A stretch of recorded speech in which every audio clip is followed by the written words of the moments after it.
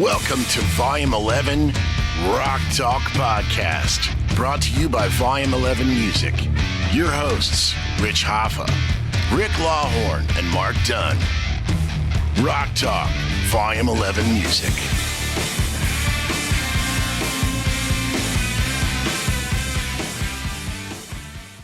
Hey, this is Rock Talk. My name is Rich. We're here at Volume 11 Music with Rick Lawhorn, Mark Dunn. So today's episode, we're going to let Rick and Mark fire questions off to me about music business and business in general. Retail music business, and how things have changed. Because we'd have to give a rating. We'd have to give our rating for this video if we were going to talk about the actual music business. Right? Yeah, for sure. But yeah, a little housekeeping. If you like these videos, please hit your like button and please subscribe to the page. So the more followers we get, the more we're want to do this kind of stuff. We're really enjoying it, and hopefully you guys are too. We're still, as far as Volume 11 is concerned, we're still working on the website. Hopefully that's going to be launched here in a couple weeks, and of course we'll go over the PRS having a great sale on SE model guitars with a couple of exclusions, 15% off. So we got all that going on. We're getting ready for the holidays. So check us out. Definitely got some cool stuff. So guys, fire away. Okay, well, question number one. Yeah, that's it. So when you first got Volume 11 going a couple years ago, what was the biggest challenge getting into this, and pretty much coming into this as you're like the lone wolf? I mean, in other words, you're not part of a corporate conglomerate, coming in. It's like you were just on your own going, I'm starting a music store. It's going to be Volume 11. What was like some of the biggest challenges you had to face to really get this thing off the ground? Yeah, pretty much. Yeah. Well, the biggest thing was that, of course, I started the business online first, and a lot of it was building an inventory.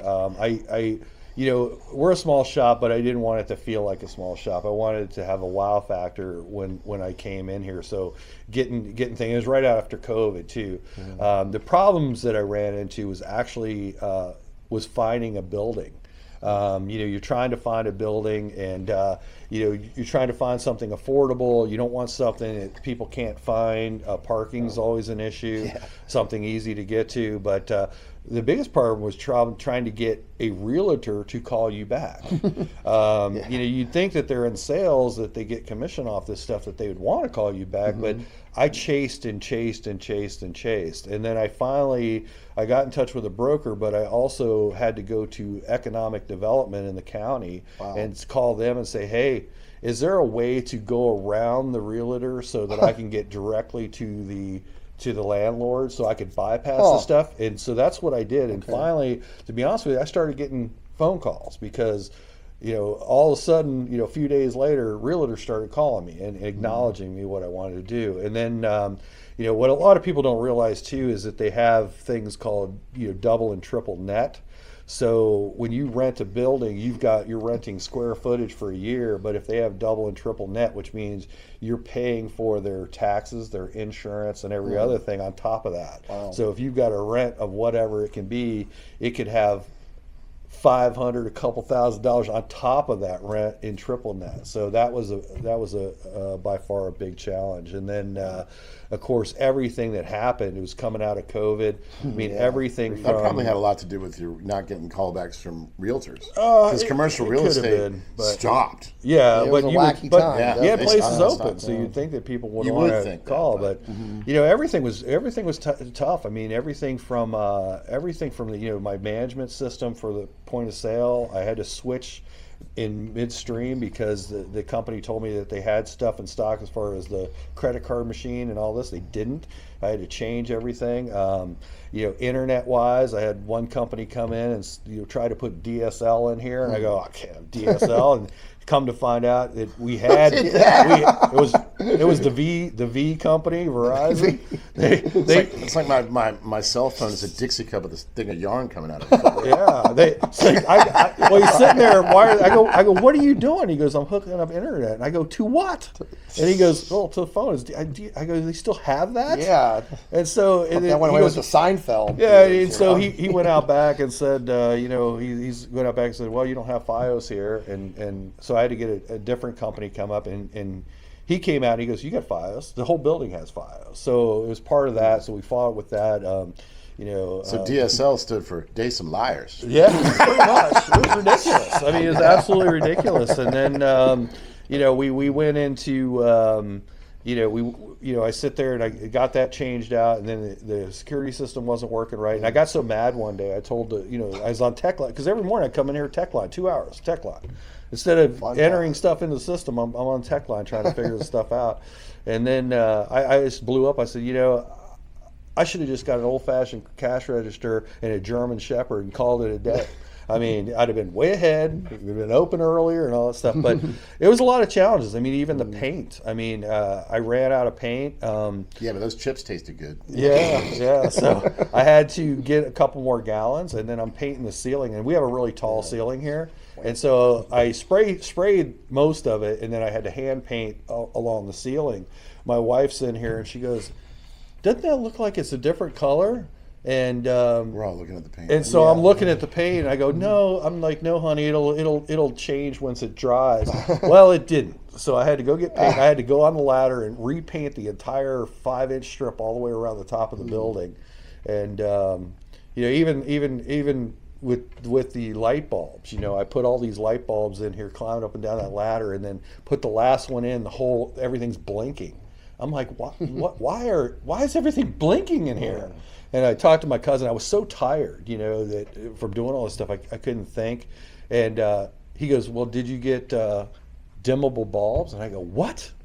There is such a thing?" So I bought different bulbs, had to redo them all. So those are all some of the challenges. And this is before the first sale. Yeah, this is before even opening up. Yeah, pack of strings haven't even sold yet. Exactly. I mean, it was 5 weeks of just redoing the stuff in tech lines and things like that. And tech lines are one of those things too, is, you can keep calling for the same problem, but until you get that person on the phone, I mean, you could go through 10, 15 people, and then finally you get that person that knows what the heck you're talking about.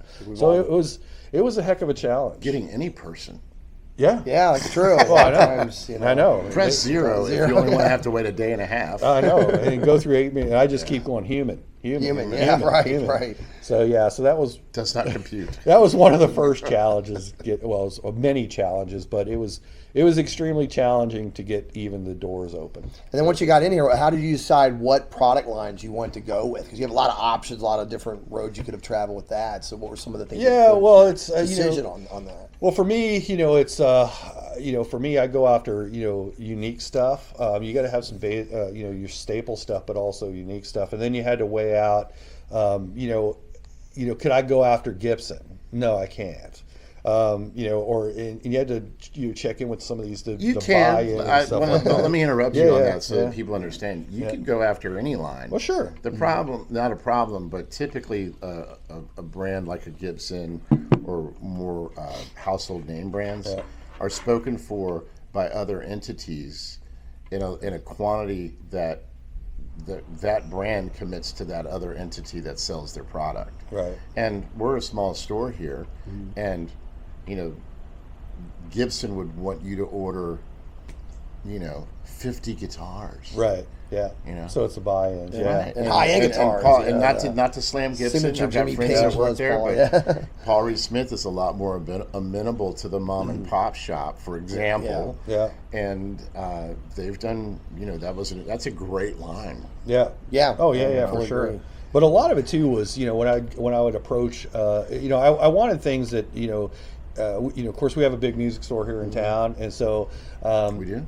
I wanted to make sure that what I was carrying was different than what they were carrying, but and doing things differently. But also, when I would go to a manufacturer and talk to the rep, a lot of it had to do with telling them my story and my background, because I am a new store. So a lot of times they get shy away from that, but because of my business background, they wanted to get involved with it. They liked the vision of the store, and so it made it easier. But I go after good products, of course, that are and a lot of it's got to do with how I interact with the company as well too, is whether or not they're going to stay here. But if I get good service for the company, I know that if I need something for a customer, if we have a customer issue, that company's going to get behind it.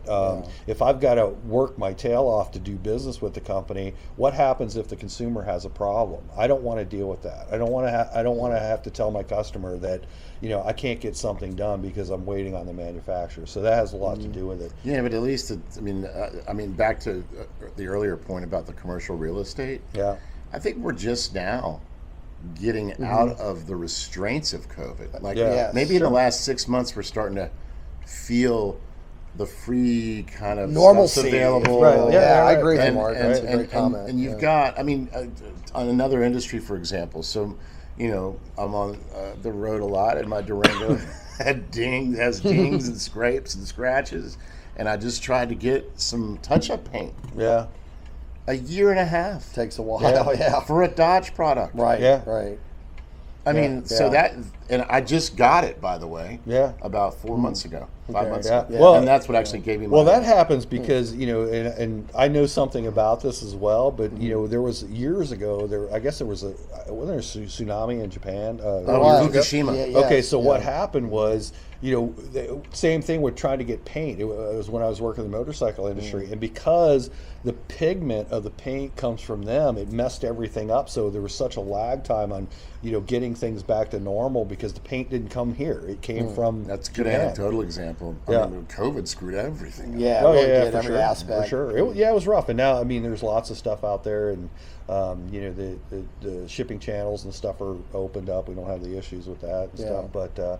But yeah, so it's picking good products and things like that, and then also wanting to service what I sell. So, we have a local repair guy here in town, and so I went through my amplifiers and I said, got him certified to He's do great. Engle and do Orange, and then PRS does their own stuff. So we have the service, set up to where you don't walk into the store and they go, well, you need to ship it here. You need to ship it here. We can take care of that for you. Right. So. So I have a question. Yeah. Other than electronics and wiring pickups for customers. Yeah, that's my favorite thing. But Other than that, be your favorite. What's your favorite thing about being the proprietor of a music retail store? well, it's, Other than hanging out with me and Ray. Yeah, well, the highlights it. well, that's a big The part highlight of it. of Is it. for me. I always liked. I always liked interacting with people, but I enjoy running the store. I like getting to. I buy all this stuff. You got to pick out good things, and for me, it's always the challenge of figuring out what sells, what doesn't sell, and then making sure you're taking care of the customer. But when I put together the store, I had a vision because I've been involved with so many different businesses on different levels. I see what works, what doesn't work. So when I came up with Volume 11 Music, I said we're going to do these things, and then anybody that comes to work here or teach here, we've got to be on the same page. Right. Totally. So what you see, this is natural for us to sit here and talk and the way that we interact because we have the same mindset. We're on the same team. Yeah. We do have our different opinions and stuff. That's good, but it's but yeah, it's fun for me. I enjoy it. It's my happy place. Yeah. Do you ever I love find? being here. Do you ever Awesome. find looking at gear, like probably as Rick and myself would, in a stance of like, oh, that is cool. And do you find yourself? Is it hard for you to parse how cool something is to whether or not it will sell?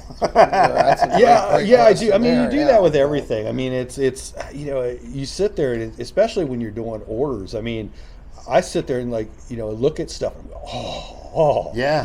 that is so cool. But you have to you want to carry some things, but I don't shop for myself. That's what I'm getting at. It's like, I don't. I'd probably fall into that category. Yeah. Yeah. And then 2 years later, it's still staying on the wall. I'm like, that's Well, that happens, and you gotta separate yourself from that. Yeah, it's of course. like I pick out everything in here. Are there certain colors that I wouldn't buy for myself? Of course. Is there certain things that I wouldn't particularly buy for myself? Of course. But if it sells, it sells. It sells, and that's the thing is I try to buy unique stuff. Some stuff's going to sell more frequently I've than been others. surprised. Some stuff, yeah. Like some of the stuff you've had in here, I'm thinking to myself, yeah, that's going to be in the third biblical publishing. Yeah. It's still going to be in the store 1,000 years from now. And next thing I know, you're packing it up. I'm like, oh, what do I know? You never know what's going to appeal to a well, customer. and that's the thing, you don't show, and everybody's different. So, you just, and a lot of it's trying to feel, you have two options here. So it's what people are walking in the door for, but also what people are ordering online. It's a gear bias. That's the term. We just invented the term gear bias. Yeah. But we draw from a lot. I've had people drive here from North Carolina, West Virginia, Petersburg, Roanoke, and Washington, D.C. So they come here for a reason, and a lot of it's because I have something different. Huntington Beach. The normal store doesn't, but yeah, it's you not shopping for yourself, and that's a big thing. It's taken years to do that, because if but I learned as a salesperson, I don't sit there and try to force something on somebody that I like. I asked that because I've been in stores where that was the case. Not work there, but really just cool stuff. That's it's almost like everything that and this is nothing recent. This is over time and all around the country. But you stocking high-end cigars for people that don't smoke. Right. What are you doing? Right. You might like them, but. So. But that's the thing is I'm not buying the stuff for myself. Right. I'm buying it for you guys. That's the mindset that I was curious about. And that's obvious, too, because whether it happened to coincide with what your gear proclivities may be, obviously the store's successful. But I would just find that as a problem for me, potentially, because, I'm coming from a musician working for a living standpoint. Yeah. And carpenters have their favorite hammers. And if they opened up a hammer store, it might not be the favorite hammer. Right. Well, that's a great point. That's it. And and that's the thing. You just carrying good gear, having some good options and some unique stuff. And that's what it's fun for me when in the store itself. We're in an older plaza. It's not the greatest looking from the outside, but it's fun to watch people come in here for the first store. They walk in and they go, wow. Because it does have a wow factor. I didn't even live here yet, and then I noticed the store. Yeah. I didn't even live here yet, and I came in and asked them if I could come teach. Yeah. But, I think you were painting the trim that day. It took forever, but yeah. So it was a lot of different things go into it. But it's always fun. It's a challenge. It's you work for yourself. You never have a day off. Yeah. I put in a lot of hours, and it's just trying to keep everything going so that we can grow this business. I've got the backbone, and with these two guys, incredible teachers, and that was another big point of Volume 11. We want to be we carry entry level stuff to pro line stuff and everything in between, but teacher wise, we weren't gonna I've got stack of cards for teachers, and for me, if you didn't know who I was. No, but I don't even know. And I'll give you. I knew Rick because we've known each other for so long. Back in the day, and so, but with Mark, I mean, I told her, this guy stop in, and honestly, I went and I looked him up online. I go, this guy can play. He can teach you. That's the thing is, not only fitting in with us so that we've got a good camaraderie, but also be able to play, because I don't want students coming here and outgrowing the teacher.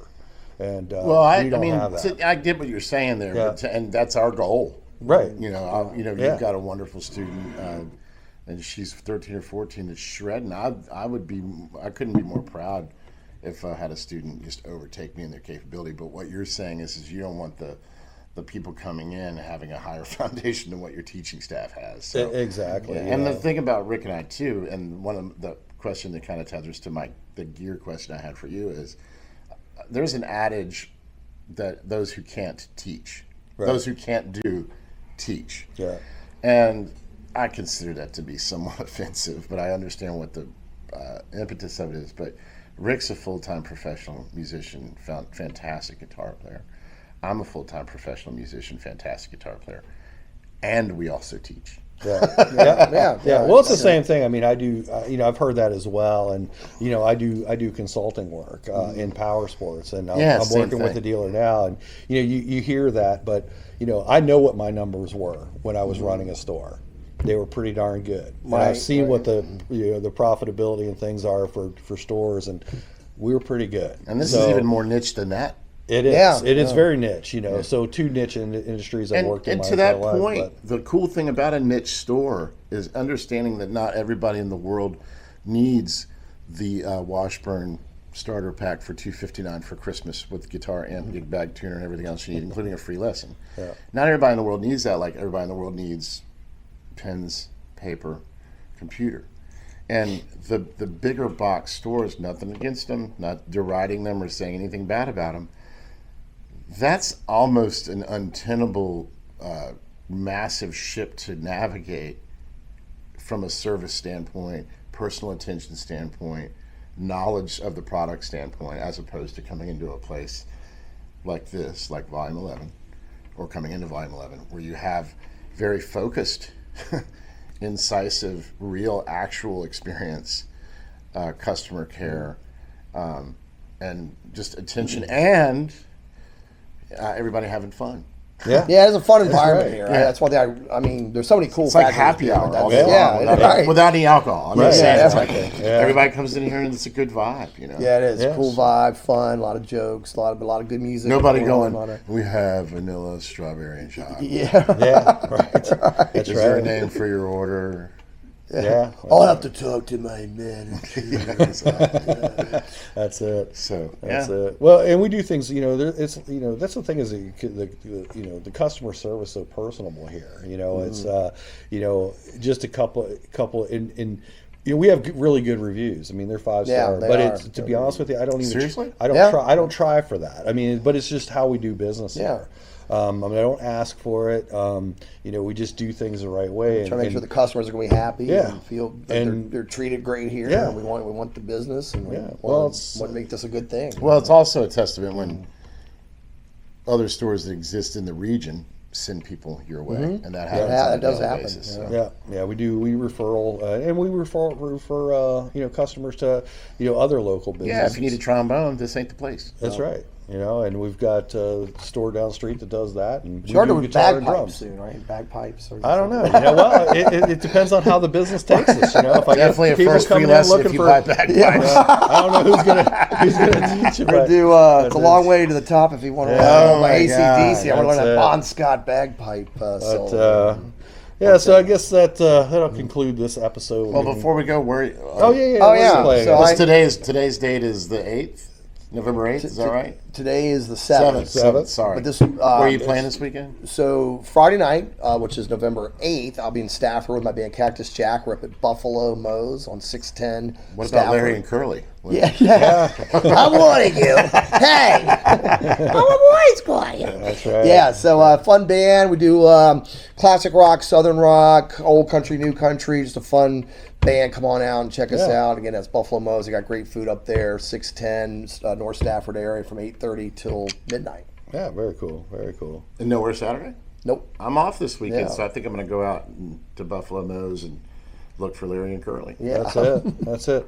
And I'll be here running the store. So if you want to come by and see us, come on by and see us. We'll see you next week. It's been fun. Have a good one.